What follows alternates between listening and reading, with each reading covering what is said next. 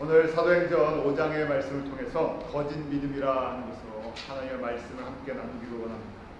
초대교회 보혜사 성령님이 임하심으로 말미암아 시작된 첫 번째 예루살렘 교회, 베드로가 성령의 충만함으로 말미암아 설교했을 때 3,000명이 예수 그리스도의 제자가 되기를 헌신했고, 또 안진뱅이가 일어남으로 말미암아 제자의 수가 5,000명으로 늘어나고, 폭발적인 부흥과 성장과 역사, 기사와 이적이 일어나는 정말 성령의 공동체, 사랑의 공동체, 말씀의 공동체, 그 가운데 지난주에 저희가 말씀을 본 것처럼 또 바나바와 같이 자신의 소유를 팔아서 기꺼이 사도들의 발 앞에 누움으로 말미암아 그 교회에 부족함이 없도록 모든 사람들에게 위로를 끼치는 그 격려의 사람들이 있는 것.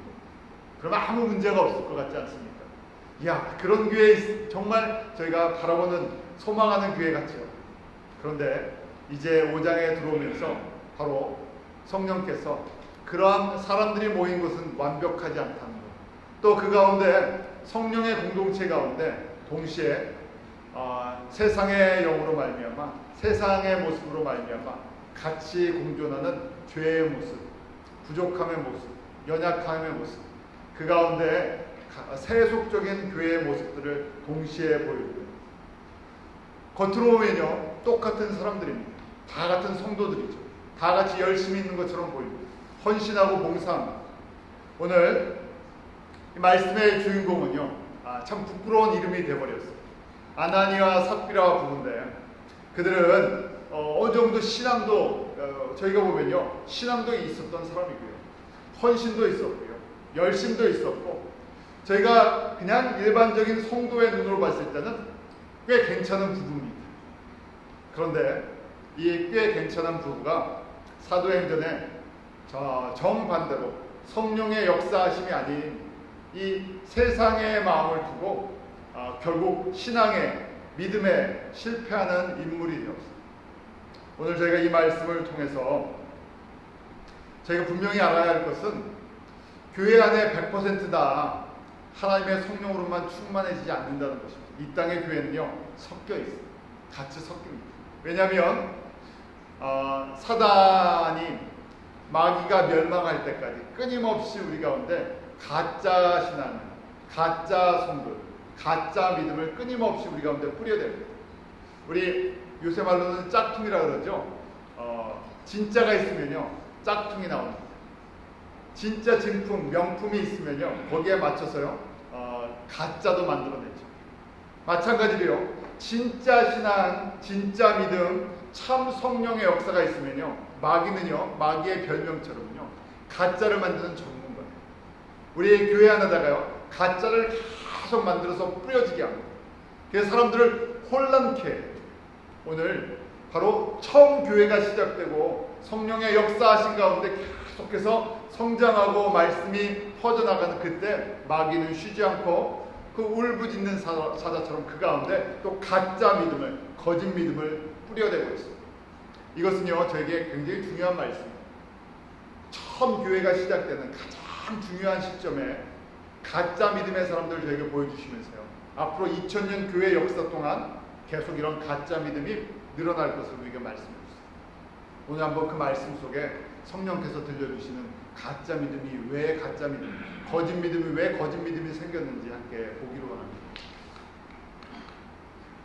첫 번째, 우리가 아나니아 삽비라 부부를 보게 되는데요, 그들은 거짓의 영, 사단이 그 마음에 가득한 것을 오늘 베드로를 통해서 지적하게 합니다.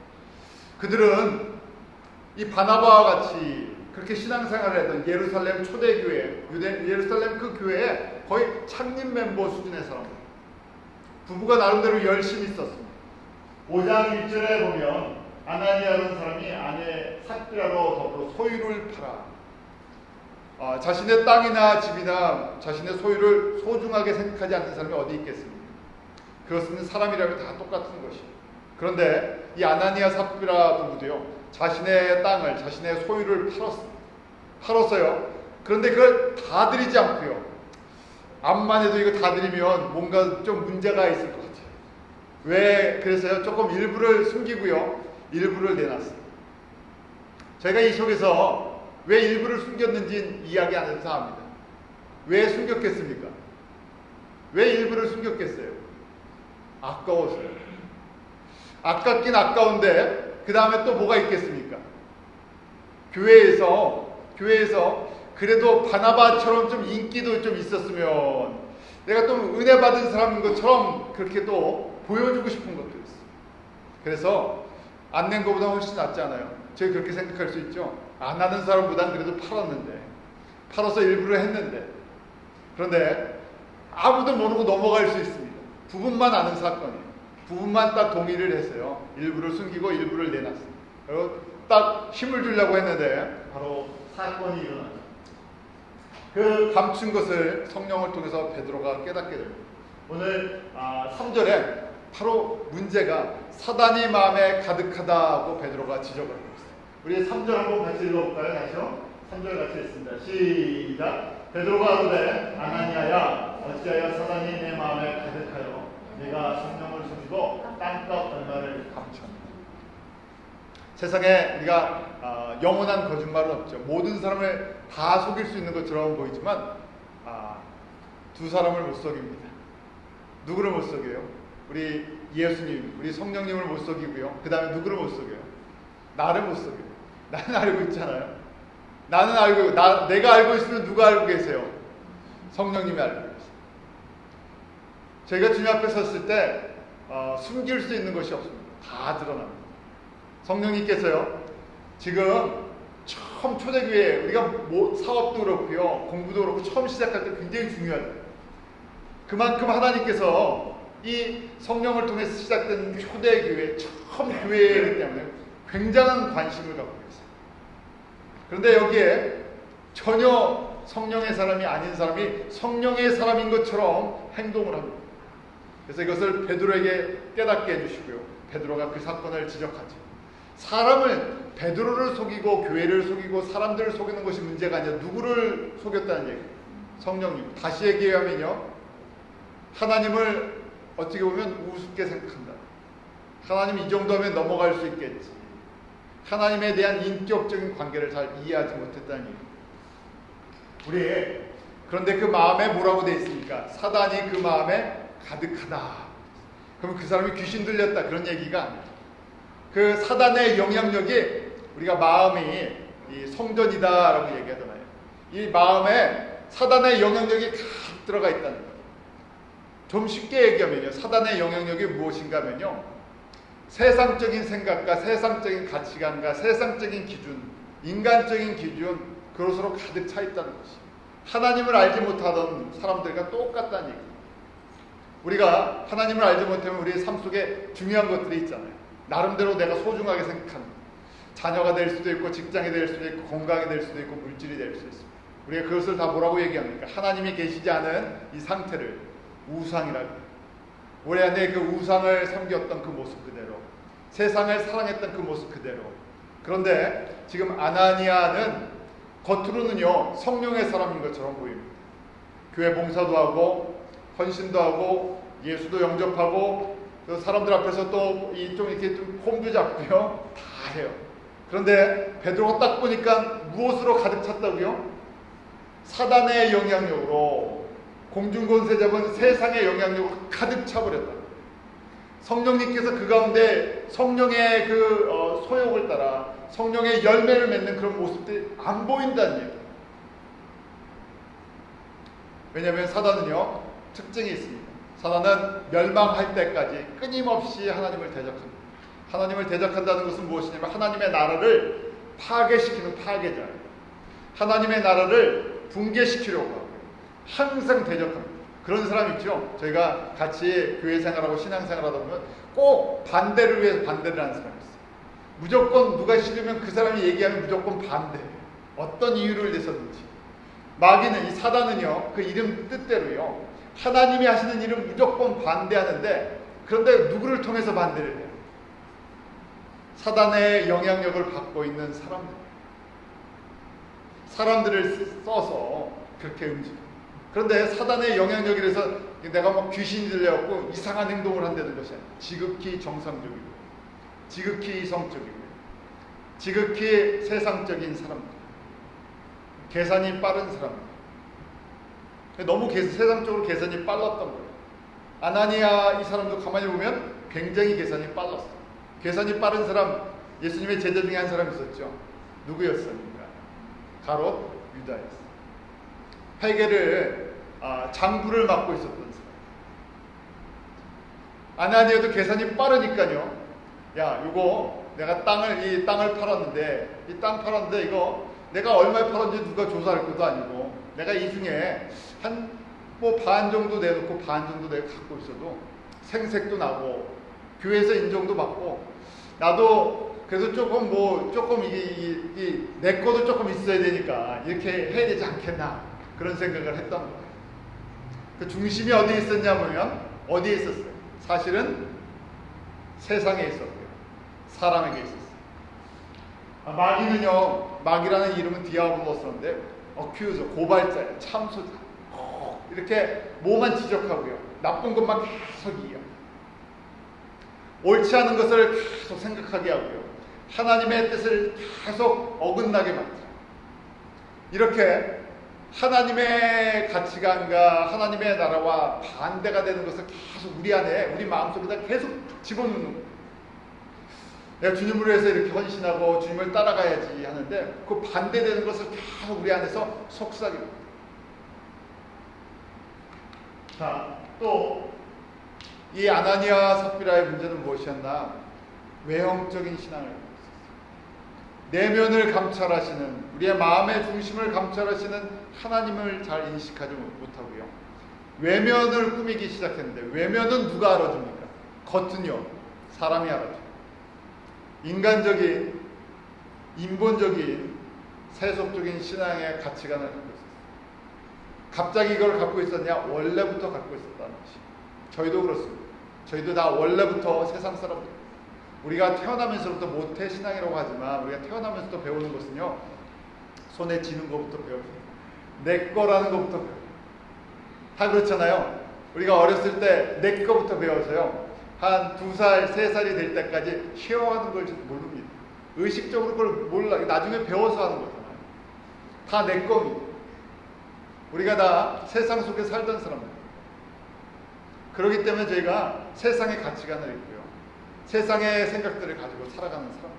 아나니아 삽비라를 저희가 어떻게 저럴 수 있지 않지만, 저희는요, 어떻게 보면 아나니아 삽비라보다 더한 모습도 갖고 있고요, 또 아닌 모습도 갖고 있죠.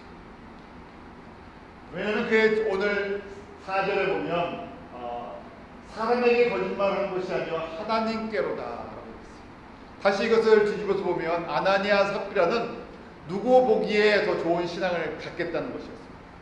사람들이, 예루살렘 교회 성도들이 나를 어떻게 봐주느냐 하는 것입니다. 이 시대는, 우리가 살고 있는 이 시대는 어느 시대보다 외형을 꾸미는 시대. 교회도 그렇죠. 교회가, 목회자도 그렇고요, 전부 다 외형에 다 빠져 있습니다. 그래서 숫자가 있어야 되고, 건물이 있어야 되고, 얼만큼 뭘 갖고 있느냐, 어떤 프로그램이 있느냐. 사람들도 그것이 좋은 교회라고 했어요. 그런 교회 다니면 자랑하고요, 그렇죠? 내가 이런 교회 다닌다고요. 근데 그런 교회 다닌다고 다 믿음이 좋은 것도 아니지 않습니까? 다 섞여 있는 것들. 작거나 크거나 어디에 있느냐가 중요한 것이 아니라, 내가 중심에 어떤 마음을, 어떤 신앙을 갖고 있느냐 하는 것입니다. 아나니아는 철저히 사람 중심의 생각을 갖고 있어요. 사람들이 나를 어떻게 볼 것인가, 어떻게 생각할 것인가. 마치 저희가 외모를 꾸미는 것처럼 신앙의 외모를 꾸미기에 정신이 없었던 사람들. 그러다 보니까 그 마음이 그런 마음으로 채워지다니까요, 사단의 생각하는 것과 같은 동질의 생각들을 갖기 시작합니다. 성령님이 갖고 계시는 하나님의 그 생각을 갖고 있는 것이 아니라, 하나님의 생각을 갖고 있지 않으면 저희는 반대로요, 사단의 생각을 갖고 있어요. 왜냐하면 세상에 2가지 영분이 없지 않습니까? 성령님과, 하나님의 영이신 성령님과 마귀의 영인, 이 사단의 영인 마귀의 영분이 없어요. 그래서 저희가 성령의 사람이 되느냐, 아니면 중간이 있지 않습니다. 나는 아무것도 아닙니다 그러지만, 아무것도 아닌 것이 아니라, 그러면 가치관에 성령의 가치관이 들어가 있지 않으면 세상의 가치관이 갖고 있는데, 세상의 가치관은 대부분이 다 마귀의 영향력을 갖고 있습니다. 물론 인격적인 부분이 다 마귀적인 거냐 그렇게 말할 수는 없지만 그만큼 마귀의 영향력이 미치지 않는 것이 없을 정도로 우리의 실생활 속에서 영향을 주고 있다는 것이죠. 결국 하나님께 거짓말을 하고요. 또 그 외면을 꾸미는 내면이 망가진 사람이 되고 있어요. 그럼 여기까지 해서 한번 경고해 줄 수 있는데 그렇지 않죠. 우리가 이 사건을 너무나 잘 알고 있습니다. 이 사건은 두 부부의 죽음으로 끝납니다. 무섭죠. 야, 헌금도 잘해야 되겠구나. 헌금 잘못하면 죽는구나.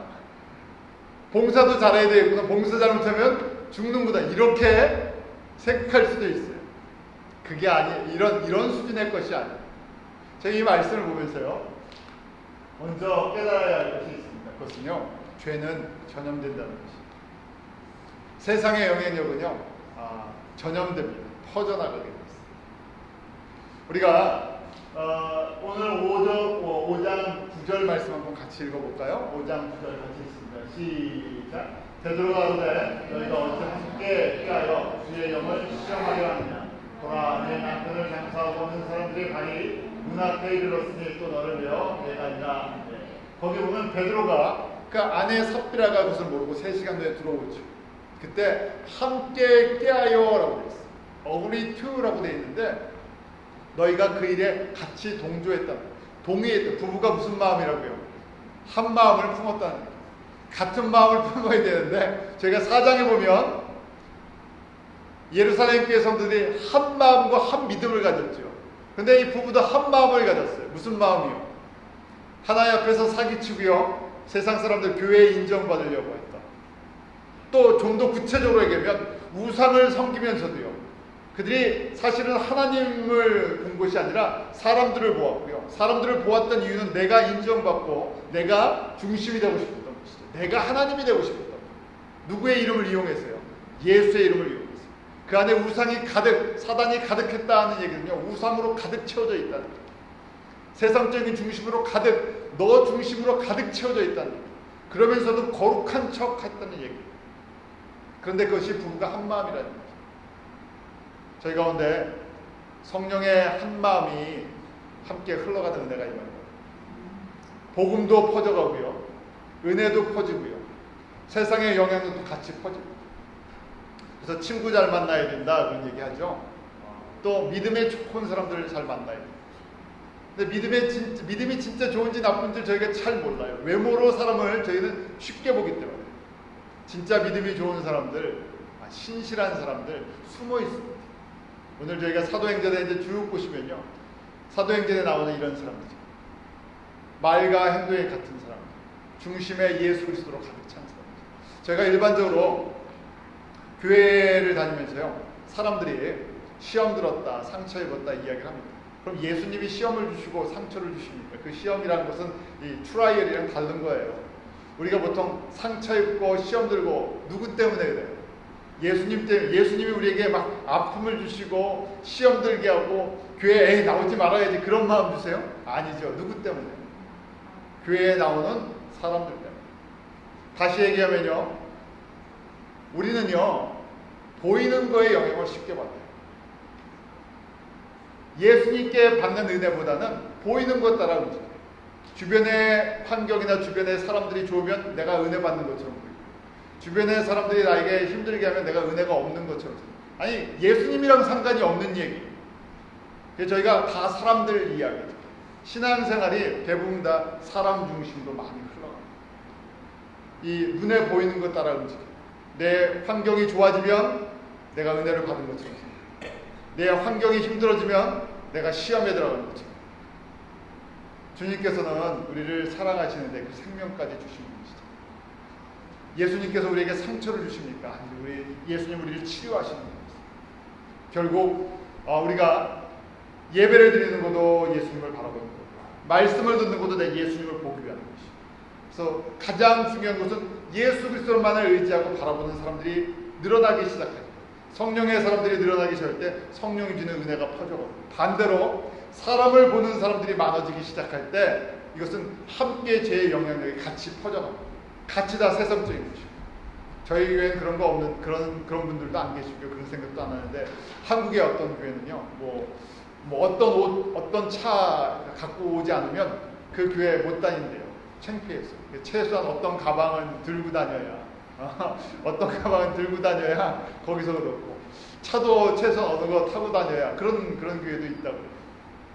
왜냐면 사람들이 보기 때문에 보는 신앙을 갖고 있어요. 오늘 이렇게 죄는요 퍼져가는데 부부가 이미 한 마음이 됐어요.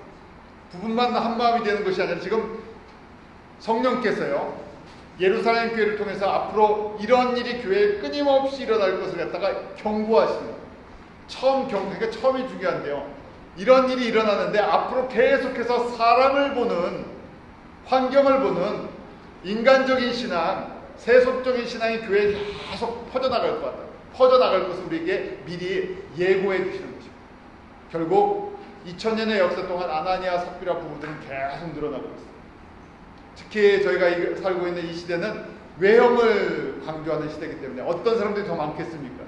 아나니아와 삽비라와 같은 사람들이 더 많을 수 있다는 거예요. 그럼 다 죽습니까? 아니에요. 첫 번째만 경고해 주신 거예요. 한번 볼까요? 우리가 마태복음 13장에 보면 천국 비유 예수님께서 천국은 이와 같다고 말씀하실 때 이때 천국은 새하늘과 새 땅에 이루어지는 마지막 때의 천국이 아니라 예수 그리스도의 복음이 뿌려진 이 세상 하나님의 회복되는 이 땅의 교회들의 모습을 말씀하십니다. 그 교회 가운데 이런 모습이 앞으로 2000년 동안 있을 것을 말씀해 주시는데 그 중에 비유가 가라지 비유. 마태복음 13장 24절 25절 우리 가라지 비유를 한번 볼까요? 같이 읽습니다. 시작. 예수께서 그들 앞에 또 비유를 베풀어 가라사대 천국은 좋은 씨를 들밭에 뿌린 사람과 같으니 사람들이 잘 때 그 원수가 와서 곡식 가운데 가라지를 덧뿌리고 갔더니 천국은 이 땅의 교회, 이 땅의 하나님의 나라는 하나님께서 그 아들 예수 그리스도 통해서 무슨 씨를요? 생명의 씨, 복음의 씨를 뿌려주셨어요. 그럼 교회 안에는 생명의 씨, 성령의 그 열매들만 채워져 있어야 되는데 이 안에 모두 같이 자란다고요. 교회 안에 가라지도 같이 자란다니. 이 땅에 하나님의 나라엔 가라지도 같이 자라요. 그러면 저희는 제자들도 그런 이야기를 하죠. 아, 주여, 그럼 가라지 우리가 뽑아버릴까요?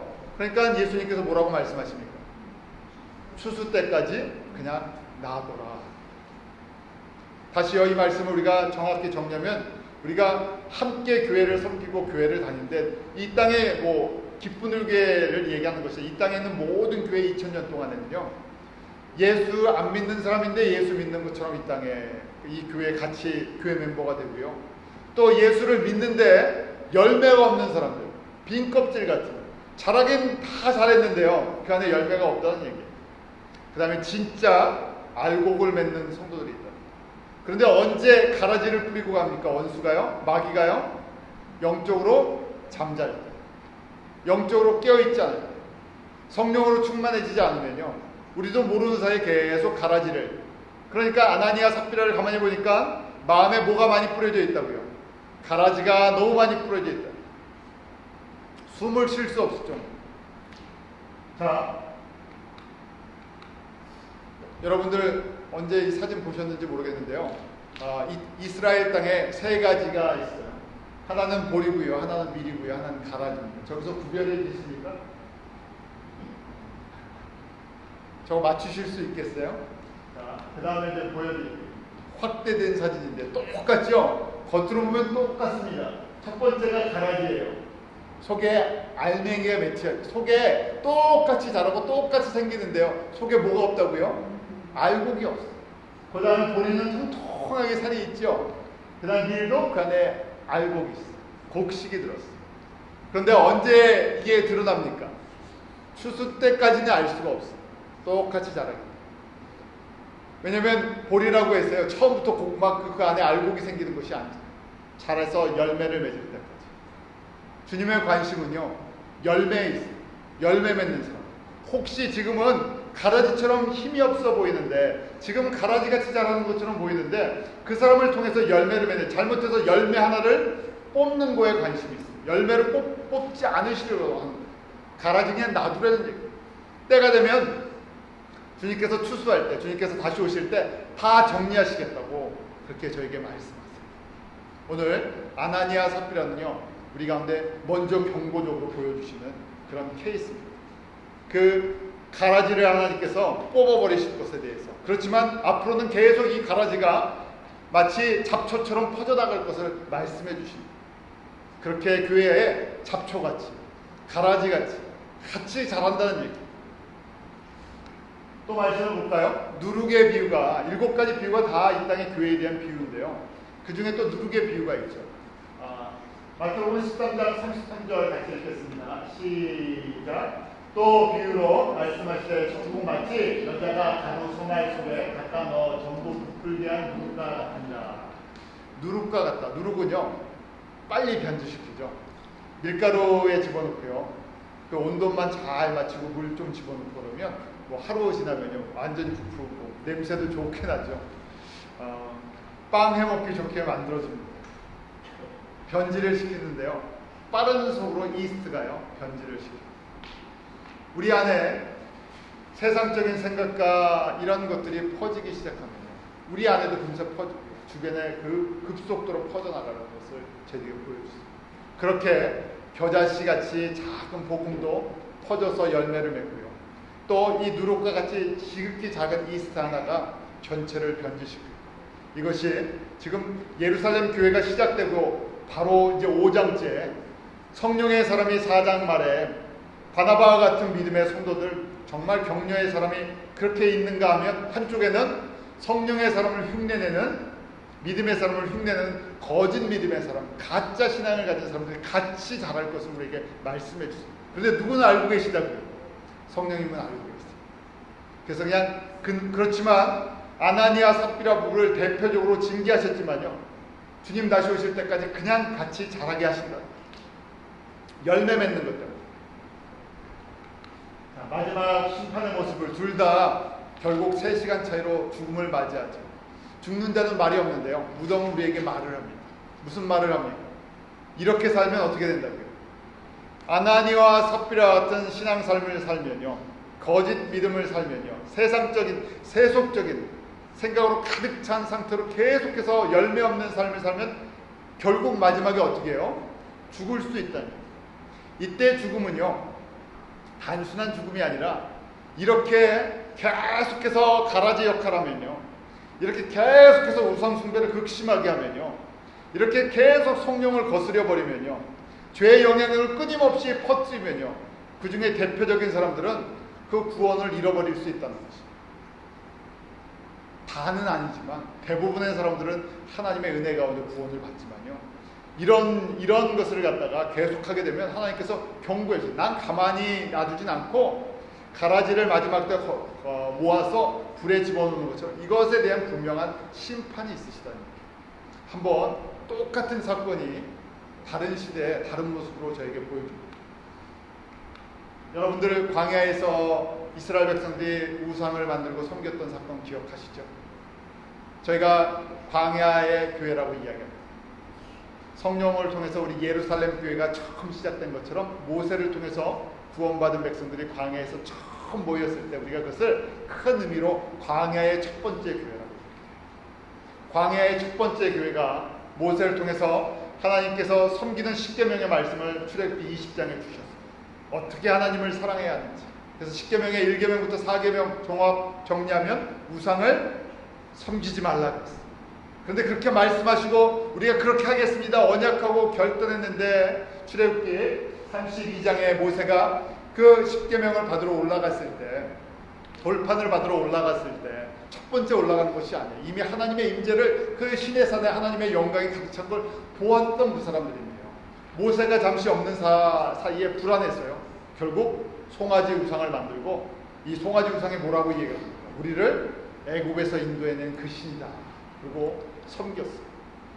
하나님께서 진노하시고 전부 죽이실 수도 있었지만 모세의 중보와 또 하나님의 공율하심으로 그 중에 대표적으로 우상을 극심하게 섬겼던 사람들만 몇 명을 죽이십니까? 3,000명을 죽이셨어요.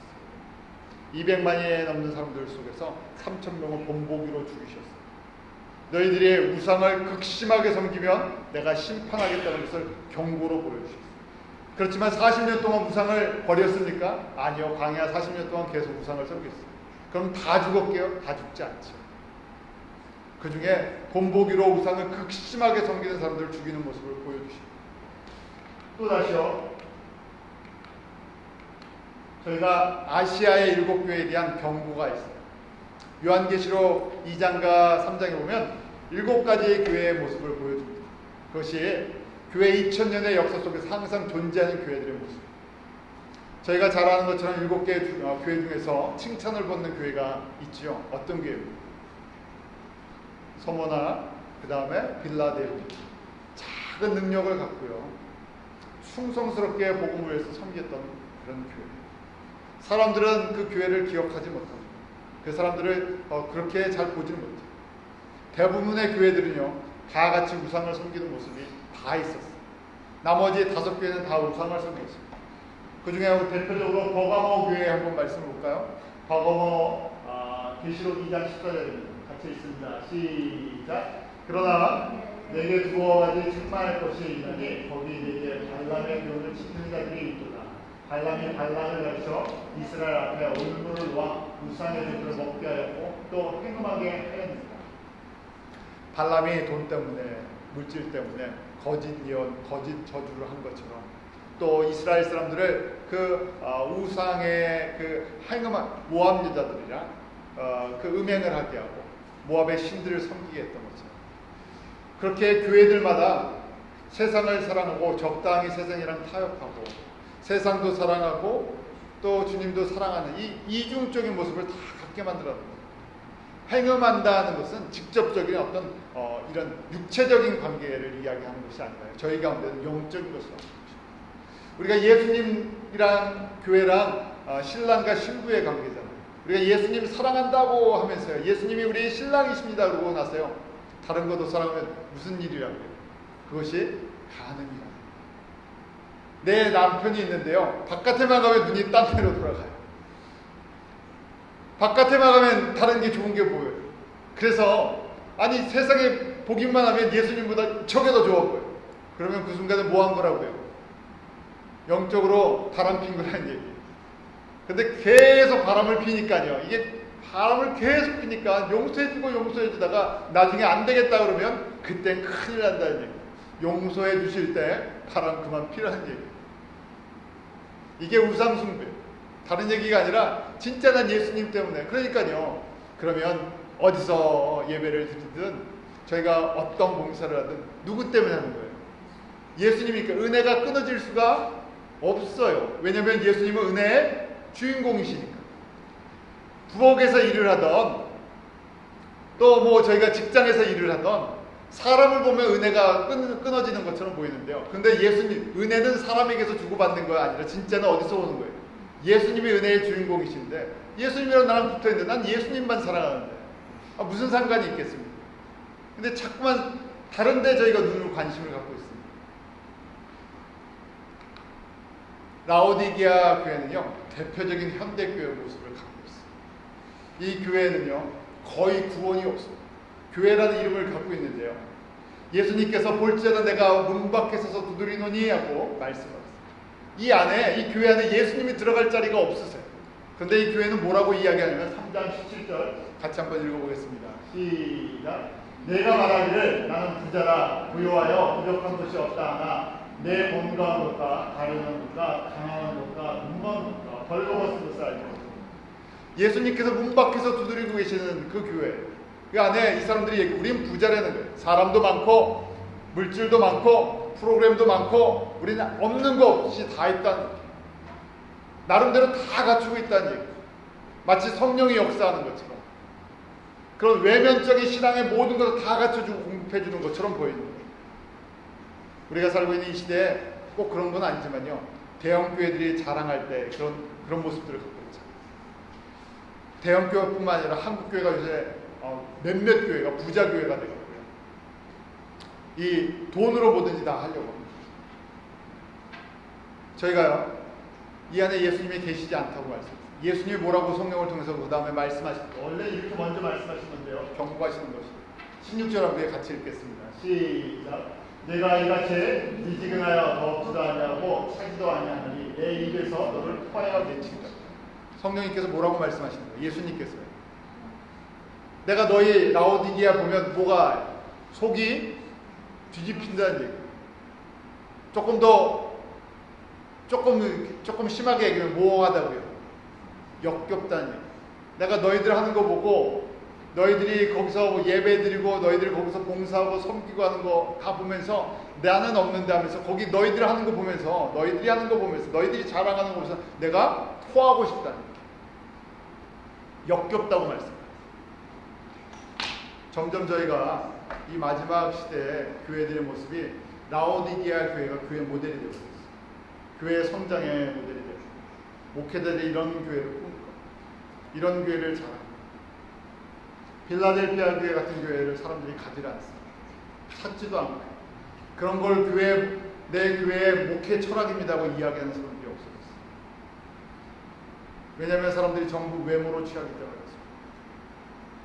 저희가 이 말씀을 보면서 성령님께서 저희들에게 들려주시는 메시지, 처음 교회 그림과 이게 교회의 마지막 그림이라고 한번 생각해보겠습니다. 사도행전 5장이 교회 처음 시작될 때 아나니아 삽비라 같이 우상을 섬기는 사람들 동시에 같이 존재하는 것을 보여줬습니다.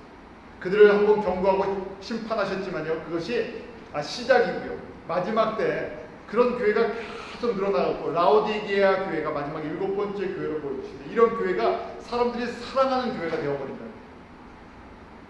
저희 가운데 사도행전을 통해서 성령님이 그리시는 성도와 교회를 꿈꾸시게 됩니다. 내가 누구를 바라볼 거냐? 예수님을 바라보면서 예수님을 따라가는 사람들 있어요. 바나바 같은 사람을 보시기 바랍니다. 바울과 같은 사람을 보시기 바랍니다. 이 시대에 저희가 바울과 바나바와 같은 그런 믿음으로써 예수 그리스도를 바라보면서 예수님께서 이루시는 하나님의 나라를 저희가 세워나갑니다. 그런 믿음의 눈들이 저희가 오늘 떠지기로 합니다. 주님께서는요, 우리가 어떤 일을 얼마나 많이 했느냐를 보시는 것이 아니라 우리 마음의 중심에 무슨 생각을 갖고 있는가.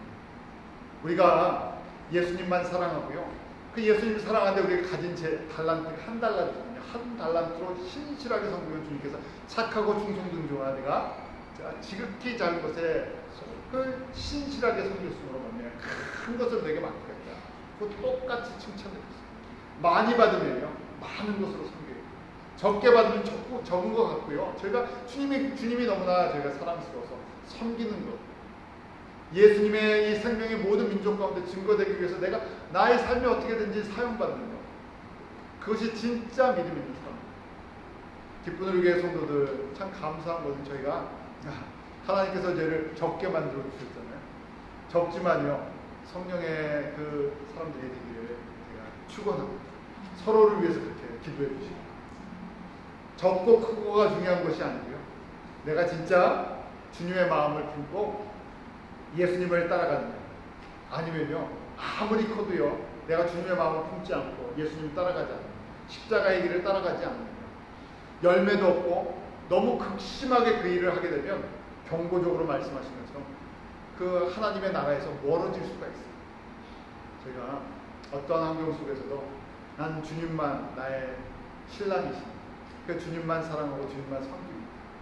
그럴 때 우리를 통해서 은혜의 복음이 많은 사람들에게 전달되는 그런 통로가 되기로 합니다. 기도하겠습니다.